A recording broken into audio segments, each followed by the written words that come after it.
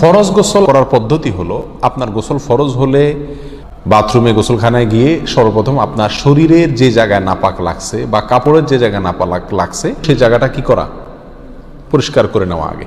যদি আপনার জায়গাটা চিহ্নিত থাকে যে এই জায়গাটা নাপাক লাগছে, ওই জায়গাটা ধুয়ে ফেলান। এরপরে নামাজের জন্য যেভাবে আমি অজু করছি সেভাবে অজু করা। এরপরে অজু করা, হাতের কবজি ধোয়া, এরপরে কুলি করা, নাকে পানি দেওয়া, মুখ ধোয়া, হাতের কোণে পর্যন্ত ধোয়া, মাথা মাসা করা, এরকম অজু করা। অজু করার পরে এবার আপনি গোসল করেন।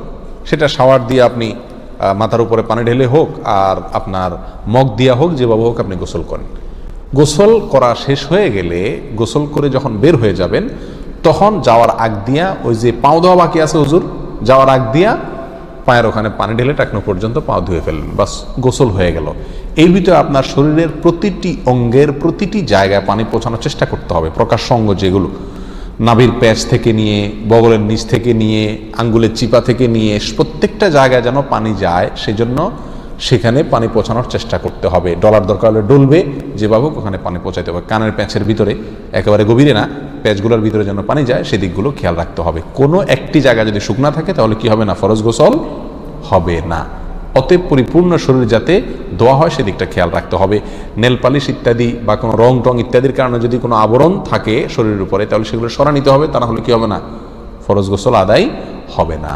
কথা, প্রথমে শরীর এবং কাপড় থেকে নাপাকগুলো ধুয়ে নেব, এরপরে অজু করব পূর্ণাঙ্গভাবে, পাও ধোয়া বাদে, এরপরে গোসল করব।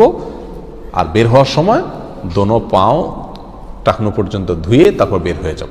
এই গোসলের সাথে আমার অজু হয়ে গেল। এই গোসলের পরে আর কি করার দরকার নাই, অজু করার দরকার নাই। অনেকে গোসল পরে অজু করেন, এটা কোনো প্রয়োজন নাই।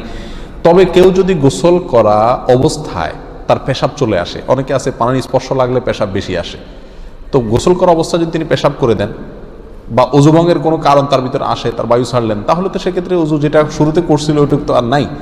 তাহলে তাকে আবার কি করতে হবে, নতুন করে গোসলের পরে অজু করতে হবে। এ হলো মোটামুটি ফরজ গোসলের পদ্ধতি।